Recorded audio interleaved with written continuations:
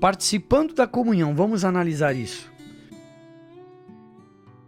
Quando nos oferecem os símbolos da ceia do Senhor, em comemoração à sua morte, tomamos o cálice de vinho e bebemos reverentemente. Expressamos ao nosso Pai nossa gratidão pelo tão maravilhoso poder do sangue de Cristo de lavar-nos de todo o pecado. Regozijamo-nos porque o poder do pecado em nossa vida foi anulado.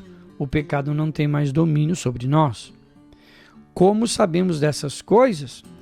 Porque a Bíblia diz: o sangue de Jesus Cristo, seu Filho, nos purifica de todo o pecado. 1 João capítulo 1 e a parte B do versículo 7. Estamos livres do pecado.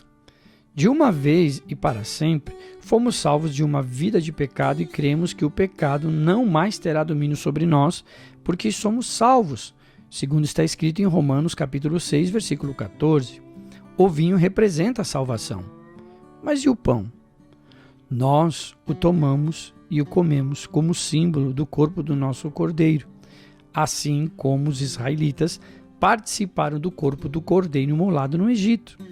Então, damos graça pelo sacrifício de Jesus.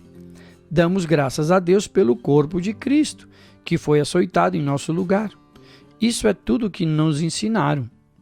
Ensinaram-nos que esse corpo foi mesmo transpassado por nós, mas não nos disseram acerca dos benefícios que podemos receber, porque esse corpo foi também açoitado por nós. E sara todas as tuas enfermidades. Salmo 103, versículo 3. É uma afirmação a qual tem sido geralmente ignorada na ceia do Senhor. Muitos membros da igreja estão fracos e doentes hoje em dia, porque a igreja não tem discernimento devidamente o corpo do Senhor. O cálice e o pão. Na comunhão, o cálice do vinho tipifica o sangue de Cristo, derramado por muitos para a remissão dos pecados. Ao beber do cálice, regozijo-me porque a minha natureza pecaminosa foi transformada, foi recriado, feito de novo e estou salvo. Nessa atitude tenho discernido o sangue do Senhor.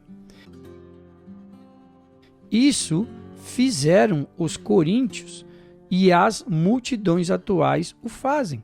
Na mesma ceia, um pedacinho do pão partido tipifica o corpo de Cristo, açoitado pelas pisaduras cruéis, pelas quais foram lavadas e curadas as minhas enfermidades. Ao comer do pão, regozijo-me no fato de que meu corpo enfermo e fraco foi transformado em osso dos seus ossos, carne da sua carne e corpo do seu corpo. Efésios capítulo 5, versículo 30. E a vida de Jesus se manifesta em mim, ou seja, na carne mortal. 2 Coríntios capítulo 4, versículo 11. A enfermidade não tem mais poder sobre mim e estou curado. Com essa atitude, tenho realmente discernido o corpo do Senhor. Há multidões que não fazem isso hoje em dia.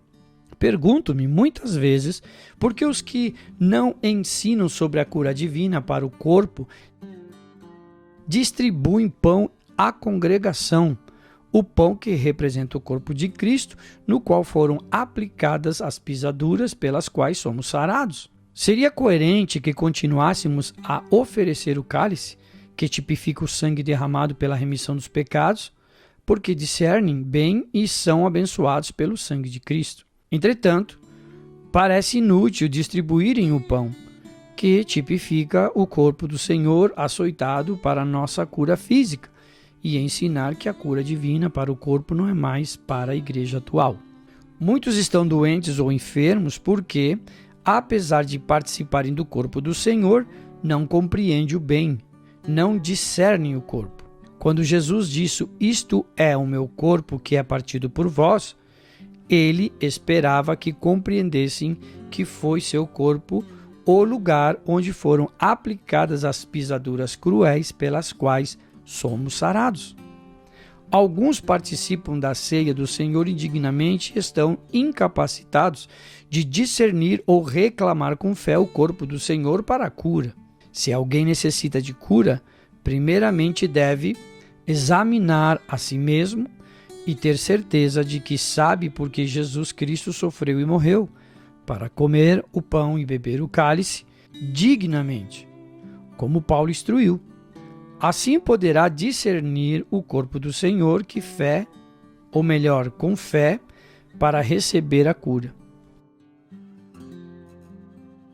As bênçãos da cura no corpo dilacerado do nosso Cordeiro são ensinadas tão claramente nas Escrituras quanto as bênçãos da salvação pelo sangue derramado do nosso Cordeiro. Entenda o corpo como tendo sido açoitado e dilacerado com pisaduras pelas quais suas enfermidades foram carregadas e você foi curado. Então, a saúde será sua. Isso é tão certo quando discernir o sangue de Jesus derramado por você, o sacrifício que levou os seus pecados. A enfermidade perderá o poder sobre o seu corpo exatamente como o pecado perdeu o poder sobre sua alma.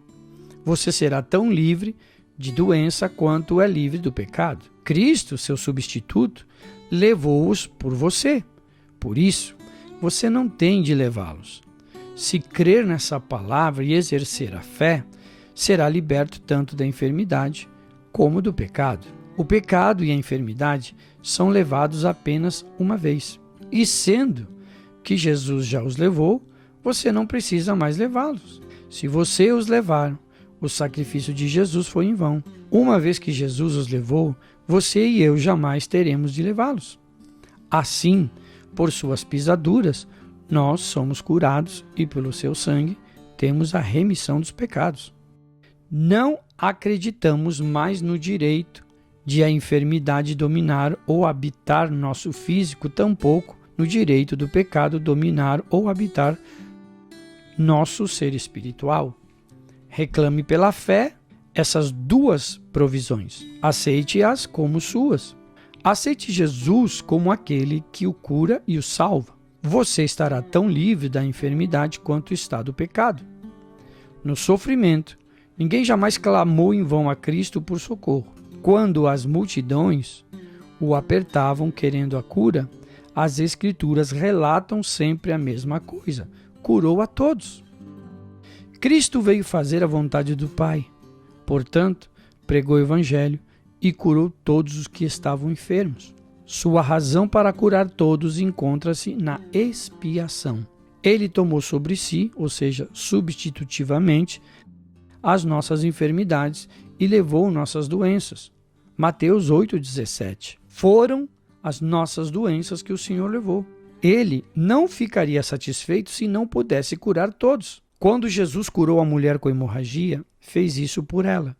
Mas o que fez em sua morte foi por todo o mundo. Uma vez que a expiação foi a razão de Deus para Cristo curar a todos, Ele quer continuar a curar todos que cumprirem as condições, porque o que a expiação fazia pelos que viviam naquele tempo, faz também por nós em nosso tempo.